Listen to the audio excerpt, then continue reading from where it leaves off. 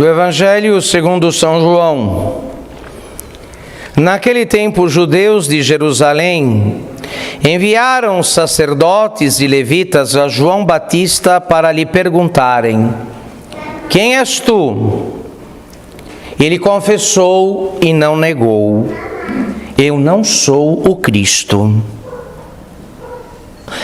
Confessou ele. Perguntaram de novo: quem és tu então? És tu Elias? Ele respondeu: não sou. És tu o profeta? Ele respondeu: não.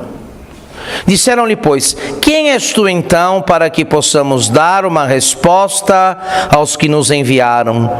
Que dizes de ti mesmo?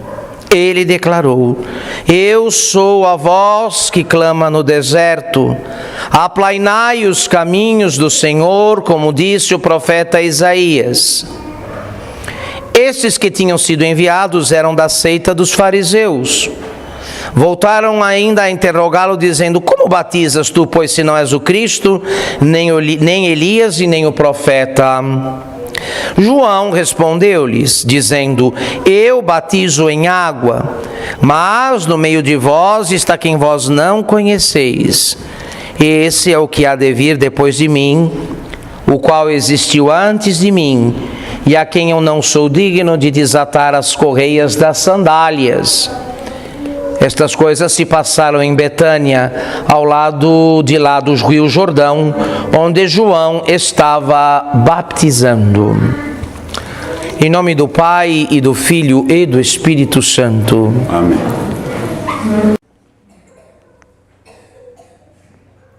Alegrai-vos sempre no Senhor. Repito, alegrai-vos. Que a vossa modéstia seja conhecida de todos os homens. O Senhor está próximo. Nada vos preocupe, mas, por meio da oração, fazei subir até Deus os vossos pedidos. Rezou o introito desta missa, retirado da carta do apóstolo São Paulo aos Filipenses, capítulo 4, versos de 4 a 6. Alegrai-vos incessantemente no Senhor. O apóstolo aqui abre uma janela que poucos sabem que existe. Uma janela conhecida de poucas almas, mas que uma vez aberta e acessada, permite a contemplação, uma contemplação que é mãe desta alegria incessante, sobre a qual rapidamente vamos falar.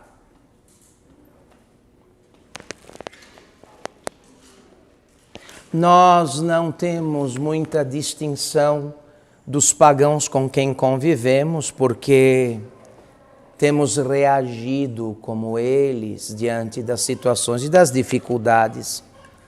Não é propriamente esta alegria a nossa marca de distinção.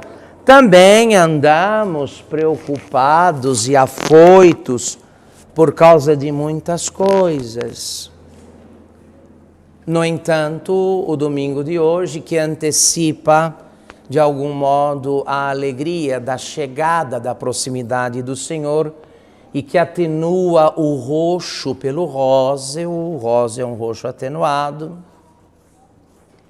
nos recorda isso. Sim, está no mundo um manancial,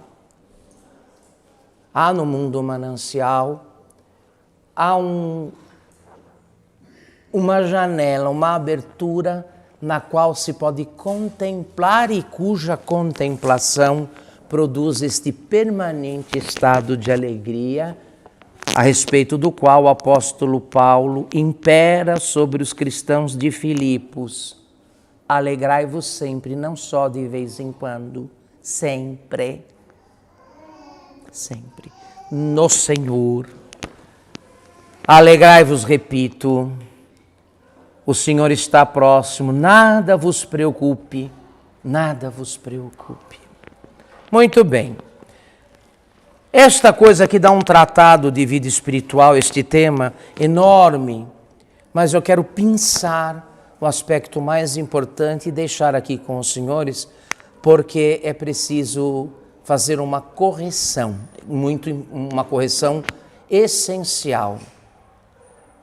Caso contrário, este domingo, o seu introito com este convite à perene alegria, que é já uma antecipação da felicidade na eternidade, não passará de retórica religiosa, de retórica piedosa. Ah, como está alegre, tão cheio de problemas, tem pandemia, estou ameaçado de desemprego, com problema de saúde, com problema financeiro, como é que eu posso estar alegre? Há um meio? Vamos ver qual é que é. Os senhores sabem que, intoxicados pelo mundo moderno e suas falsas filosofias, habitualmente estamos presos a duas coisas nas quais Deus não está. E existem duas coisas nas quais Deus não está. Quais são? O passado e o quê? O quê? Futuro. Deus está em tudo, menos no passado e no futuro. O futuro no qual você vive, alienado, sonhando, planejando. Esse futuro idílico que só existe na sua cabeça. Deus não está nessas duas realidades porque elas simplesmente não o quê? Não existem.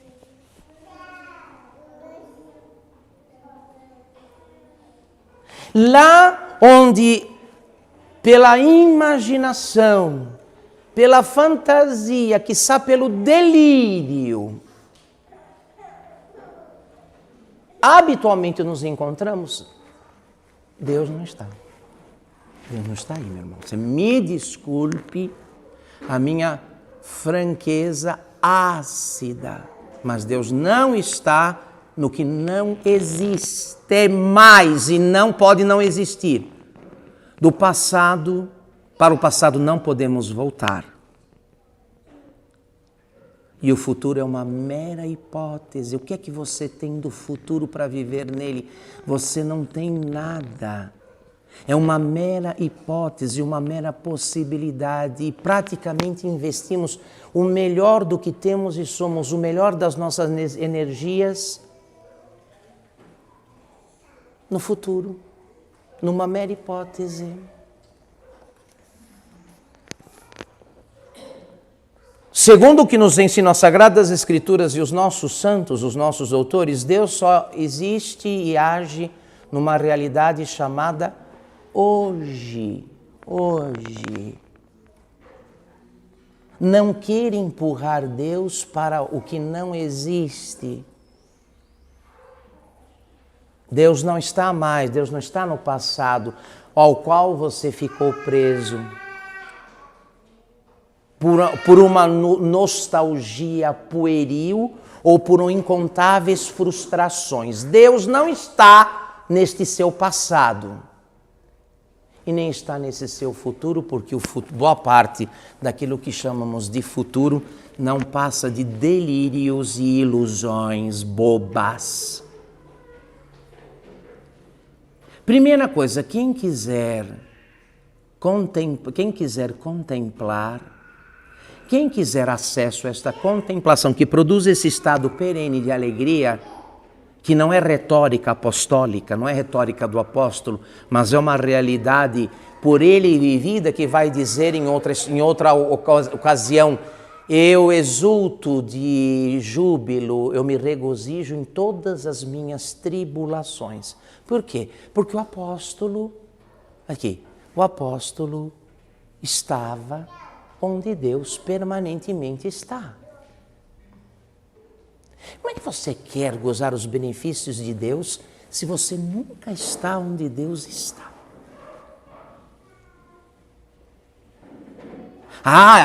É verdade, a realidade é dura. É difícil. O hoje é difícil. Não temos o controle absoluto do que está acontecendo.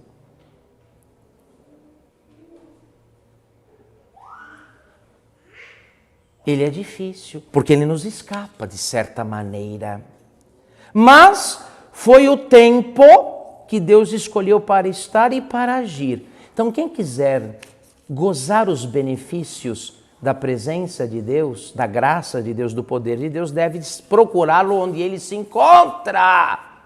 E Deus só se encontra num tempo chamado hoje. Porque os outros dois assim chamados tempos, passado e futuro, não existem para ele.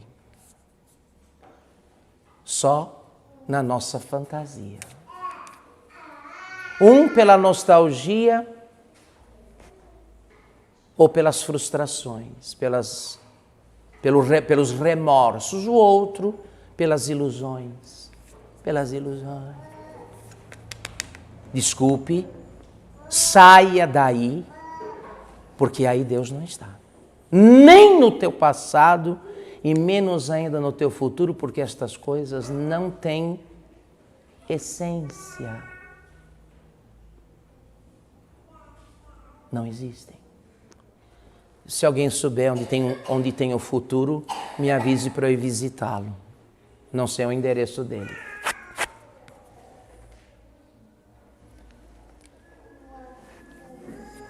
Segunda coisa, meus queridos, muito importante, é o seguinte. Por causa desta inadvertência, vocês vejam, o delírio a loucura do mundo moderno, projetou toda a realização humana para o futuro. Tudo. Boa parte das pessoas estão vivendo em ordem a um futuro, um suposto futuro. É lá que está a felicidade delas, é lá que está a realização delas, ali é que está tudo o que é bom no futuro. De fato, pode haver tudo lá, segundo a sua imaginação, menos Deus. Menos Deus. E se Deus não está ali, então o que ali está, nada é. Nada é. Nada é.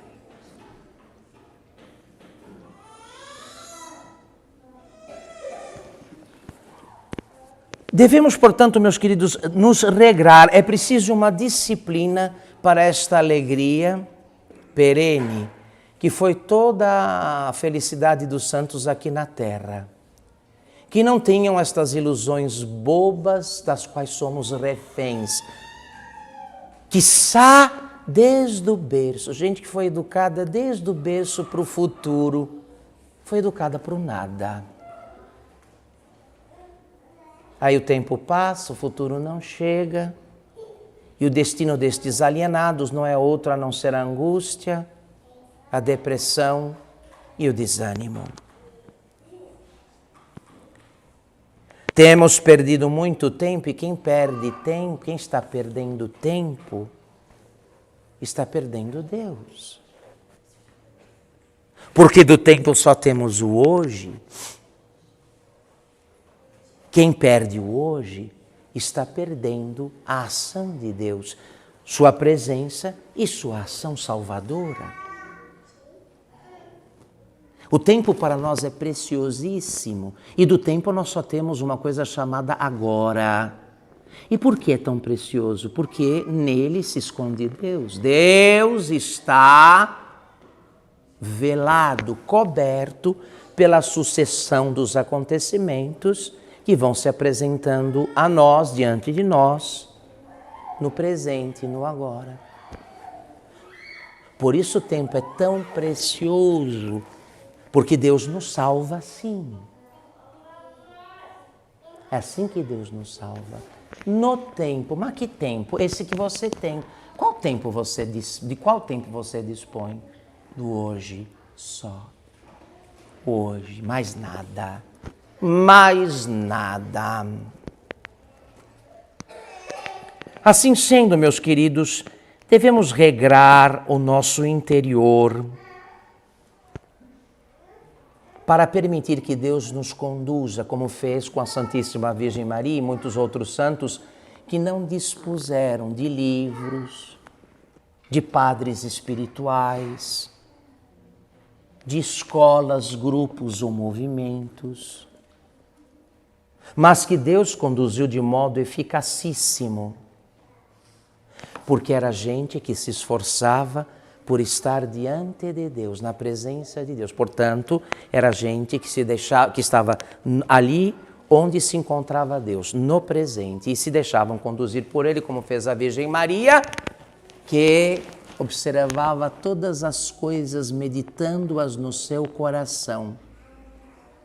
A Virgem entendeu o que nos custa entender, de que mais do que se esconder em livros, em escolas de espiritualidade ou em movimentos que às vezes mais atrapalham do que ajudam, Deus está presente mesmo no que está acontecendo.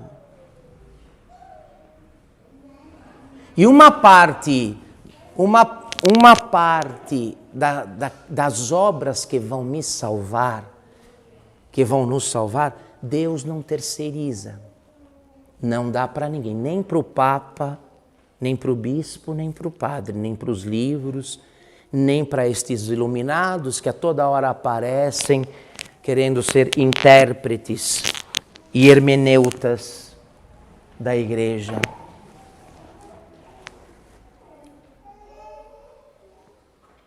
Uma parte da nossa salvação, Deus vai realizar pessoalmente, vai realizar na sucessão dos acontecimentos. Então é preciso estar onde Deus está, meu irmão. Você lamento, entendeu? Ainda mais agora em tempos dispersivos como os nossos, quando está todo mundo se projetando lá para a ceia de Natal, para a festa do Réveillon, para as viagens de férias. Meu Deus de misericórdia, olha o tempo perdido. E quando eu digo o tempo está sendo perdido, Deus está sendo perdido. Quem está sempre projetado para a hipótese dos eventos e dos acontecimentos não se dá conta da presença de Deus. E não se dando conta, impede que Deus o conduza, que Deus o oriente, fica à mercê de suas fantasias e ilusões. Deus, neste exato instante, está fazendo tudo, absolutamente. No âmbito da natureza e no âmbito da graça. Quem está prestando atenção? Quem está vendo? Não estamos vendo, porque não estamos habitualmente onde Deus está.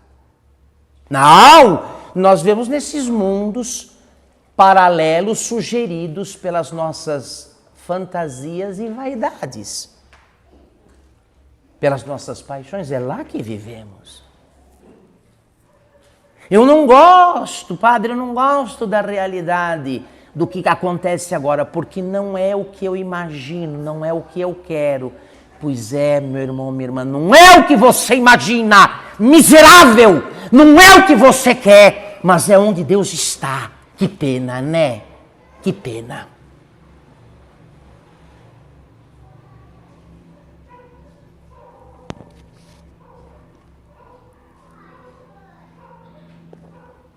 Nos tornamos gente de atividade excessiva. Nós fazemos muito e tudo pelo que praticamente é nada. Você corre um risco muito grande de desperdiçar a sua existência, porque quem vive fazendo só pelo futuro, para o futuro e em nome do futuro, quem investe suas melhores energias para um amanhã distante e improvável, pode estar apostando no cavalo errado. Apostando no cavalo errado.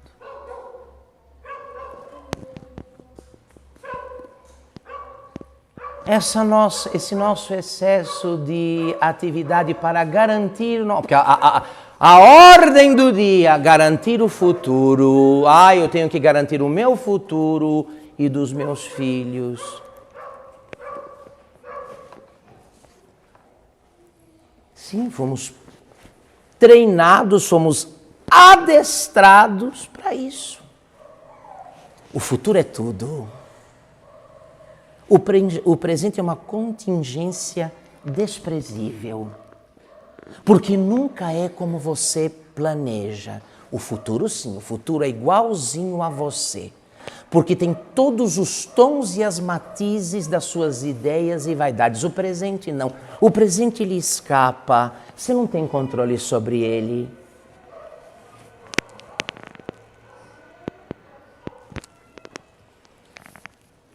Temos, portanto, uma atividade excessiva que só serve para agitar e desorientar o entendimento.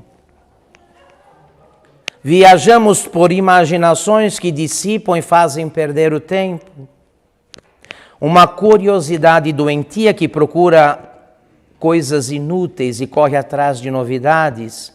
Enfim, estamos presos ao passado e ao futuro, que nos distraem do presente e, portanto, que nos distraem de Deus.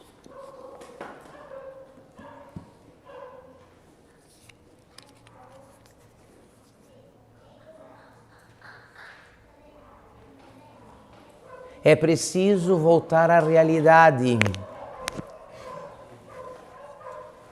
O domingo de hoje que nos diz, que nos anuncia uma alegria perene, permanente, nos alerta, porém, que esta alegria é acessível só para aqueles que sabem que o que temos de mais precioso, do ponto de vista do tempo, é o agora. Por quê, Padre?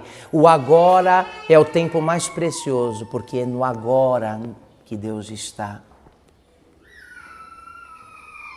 E não em outras categorias de pensamento. Me desculpem, passado e presente nos escapam, e o que temos deles são apenas categorias para pensar, não para viver. Não dá para viver no passado, não dá para viver no futuro, só no presente. E foi o presente que Deus escolheu para estar e para conduzir a vossa e a minha vida.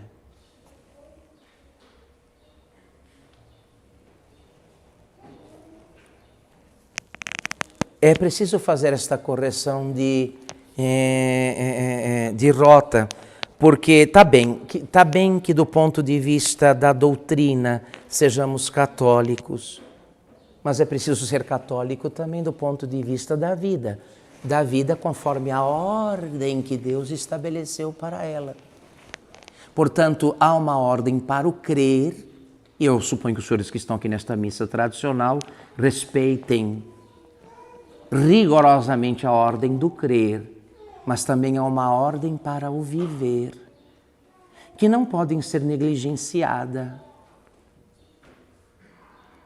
Muita gente, para crer, é católica, professa de modo irrepreensível cada um dos pontos, cada uma das verdades de fé.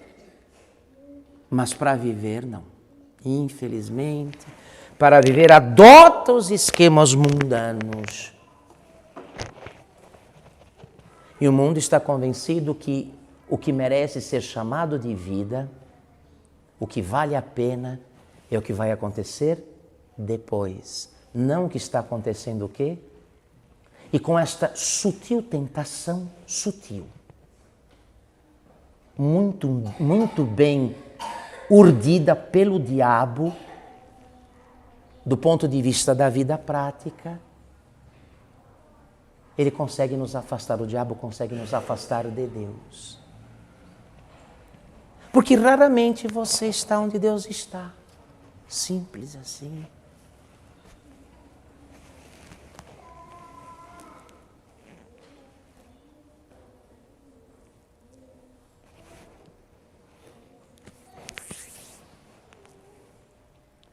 Quem perde o tempo, se alguém diz a si mesmo honestamente, de modo contrito e humilde, eu sou um desperdiçador de tempo, ou se alguém é alertado por outrem a respeito disso, você perde muito tempo, tenha com isto que algo muito grave, a coisa mais grave está acontecendo com você. Ou seja, Deus não pode te orientar. Você está à mercê de si mesmo, de suas impressões, de seus gostos. Quem perde o tempo está dizendo, para mim o que acontece no agora não me interessa. Eu não presto atenção. Eu perco tempo porque nele eu não estou. Me importa o que está na minha imaginação. Ora, quem perde o tempo, quem não administra bem o tempo, e administrar bem o tempo no nosso caso significa andar na presença de Deus, que foi o que Deus exigiu de todos os seus amigos. Lá, quando falou com Moisés, disse, anda na minha presença.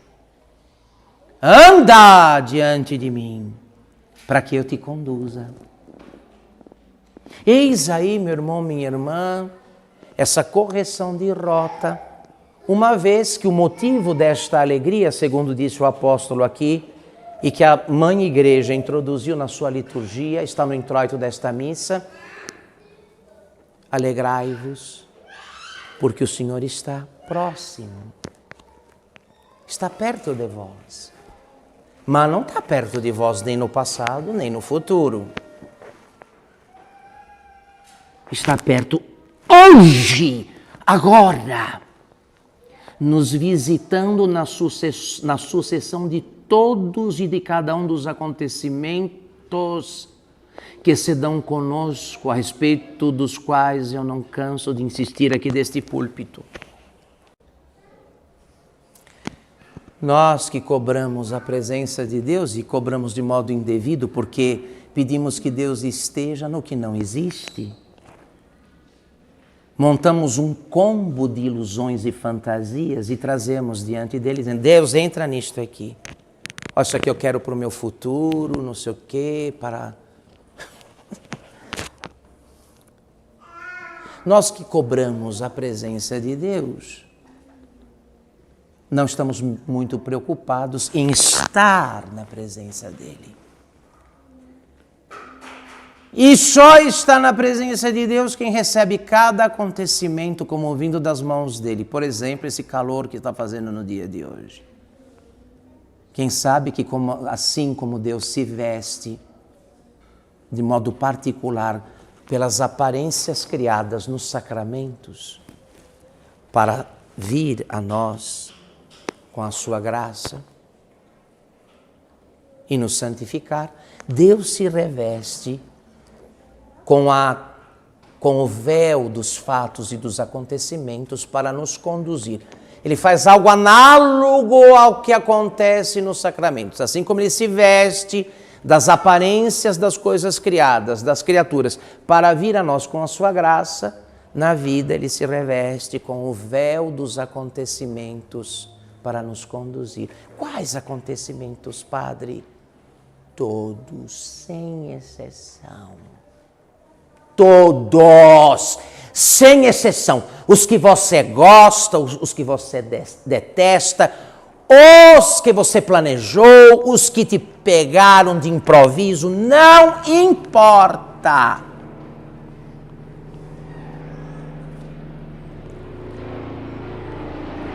E eu lamento, assim como aí a sociedade brasileira se lamenta dos famosos dessa categoria sociológica chamada de analfabetos funcionais. Eu lamento a igreja tomada de analfabetos espirituais, que sabem ler Deus e ver Deus nos livros, nos tratados, de teologia, nas doutas conferências. Olha que beleza, como Deus está nisso.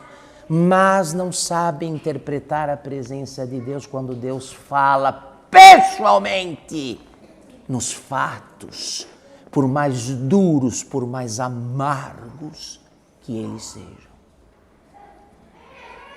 Então, nós encerramos esta pregação, este sermão, esta catequese, deem o nome que quiserem,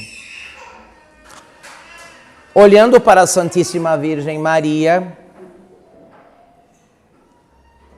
que viu Deus ali, naquela realidade, naqueles acontecimentos que diziam aos sentidos de qualquer ser humano: Deus não está aqui, Deus não existe. Ela viu Deus quando os fatos de chumbo caíram sobre ela, dizendo: Deus não está aqui e Deus não existe. Lá no Calvário, quando o filho dela morreu se esvaindo em sangue e dores, e não aconteceu nada. Não aconteceu nada. Nada aconteceu.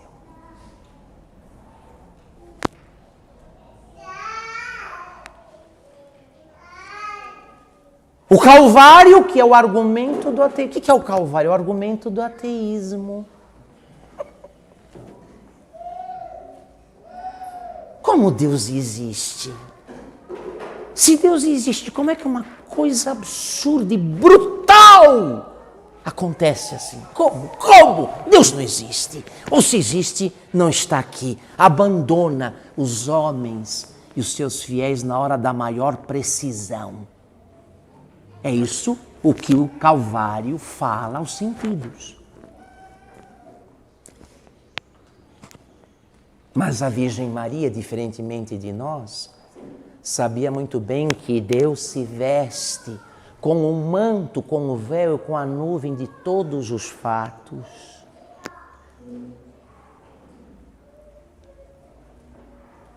E que não há melhor alimento, não há mais forte nutrição para a fé do que aquelas situações mais desconcertadas.